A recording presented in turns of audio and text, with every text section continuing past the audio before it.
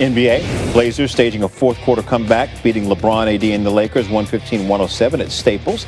LeBron and AD both played at least 36 minutes despite battling injuries. Anthony Davis sat out Sunday night's game against Minnesota with a calf injury. LeBron still dealing with an ankle injury from LA's season opener a week ago. Rachel Nichols joining us now. Rachel, in stark contrast to the Lakers, the Nets sat both Kevin Durant and Kyrie Irving against Memphis last night.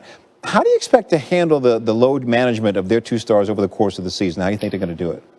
The Lakers you're talking about? The Lakers definitely, look, we got a little hint with AD sitting that game, as you said, not playing in the back-to-back. But overall, LeBron wanted to play, so LeBron gets to play. And I talked to him over the weekend about that balance, right, between making sure that he, AD, and along with, by the way, the Miami Heat had the shortest offseason as well, equal to the Lakers in NBA history, making sure that they balanced rest versus also setting a tone on a team that has a bunch of new players, right? And remember the previous season, LeBron James came out and played harder defense than we had seen in quite some time. You had players on that team with individual defensive numbers the year before that weren't great, frankly. But because LeBron and AD came out so tough at the start of the season and played defense the way they did, that set the tone and turned into one of the keystones of their championship run. So LeBron is very conscious of that. They have a bunch of new guys again this year,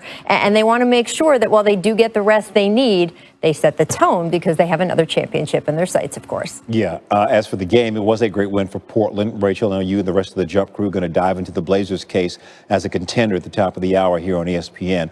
Meanwhile, the Lakers aren't the only title contender to experience some struggles so far. We saw the Clippers lose by 51 against the Mavericks. The Bucks just got blown out by the Knicks, and the Nets fall to the Hornets. Which one of those has you most concerned at this early point in the season?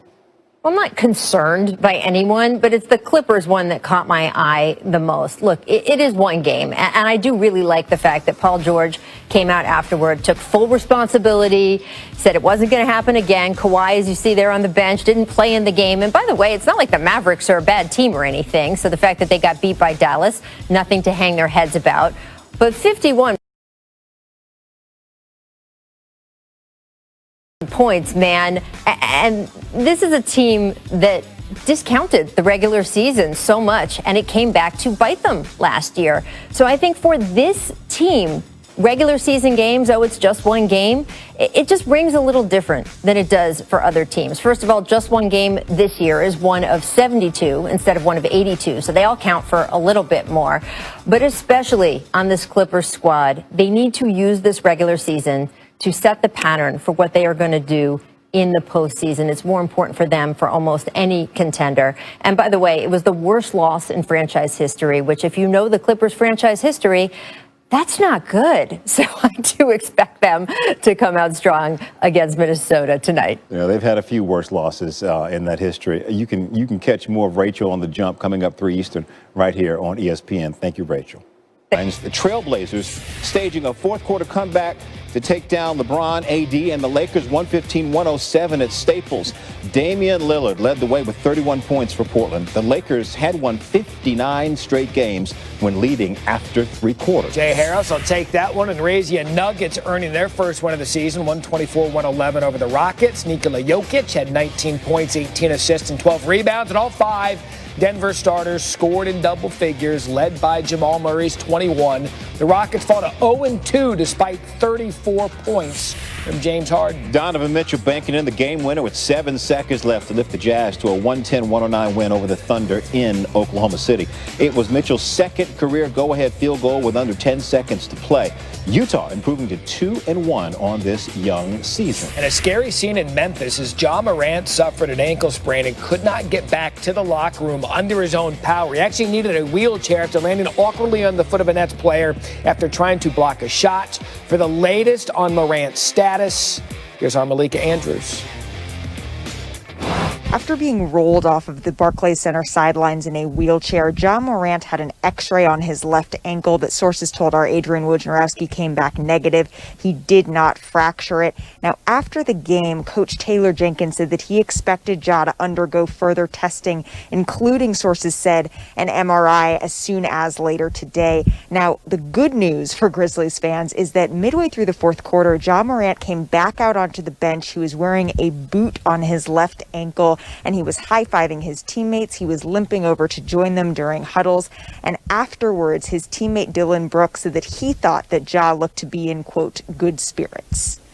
Malika, thank you. The Grizzlies kept fighting without the reigning Rookie of the Year. Kyle Anderson scored a career-high 28 points, and Memphis earned a hard-fought 116-111 overtime victory over the Nets. I'll give it a but. There was no Kevin Durant or Kyrie Irving for Brooklyn in that one. So Ja Morant scored only 7 points before spraining that ankle, but he'd already set the franchise record for most points through 3 games with 79, just barely passing Sharif Abdul-Rahim and Pau Gasol during Pau's only All-Star season with Memphis.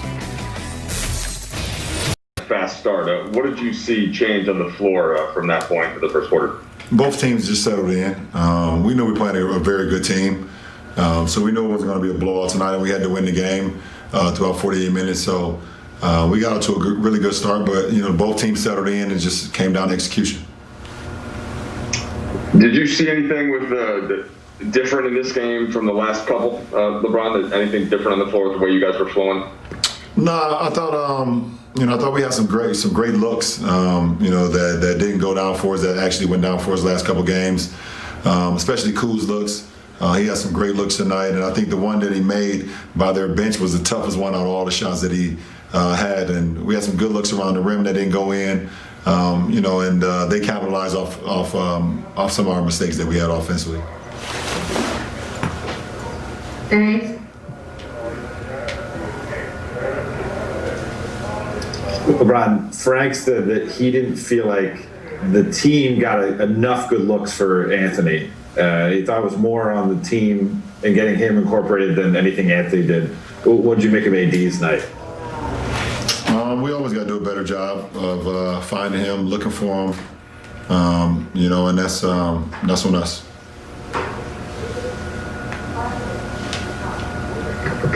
Kyle? Hey LeBron, I actually have an off-court question today. You said before that you had to kind of expect the unexpected in 2020. When you think about, what you've done this year, had to adapt with I Promise and More Than a Vote. What are sort of your lessons and takeaways from 2020 and how it's forced you to evolve those efforts? That no matter what's going on, you can always still make an impact. No matter, the world has literally been completely shut down for months and months and months, and but I've been able to, and my team been able to still try to hit home in our community, still try to make an impact. Obviously, keeping in mind, COVID and everything that's going on with the pandemic, but just trying to be as proactive, as trying to be as resourceful. Trying to be as inspirational and also continue to empower people like we were able to do with more than a vote, getting people out to understand their power, that they have their power and their right, rightfully so. Even through a global pandemic, you can still make an impact for the greater good. Last 2 questions. Dan? LeBron, you guys are going to head out on a road trip for the first time, the preseason, I guess, but what's it like to get ready to travel the country right now? And also, I guess, from a basketball standpoint, how unique is it going to be playing these kind of couplets, these little mini series against teams, the way you're going to do here in San Antonio, Memphis? Well, it's going to be different. It's going to be very challenging just to hit the road.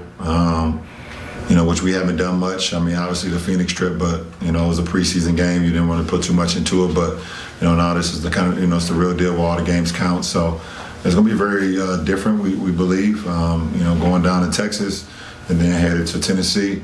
We see what, counties are, what's the rules and regulations in certain counties compared to ours.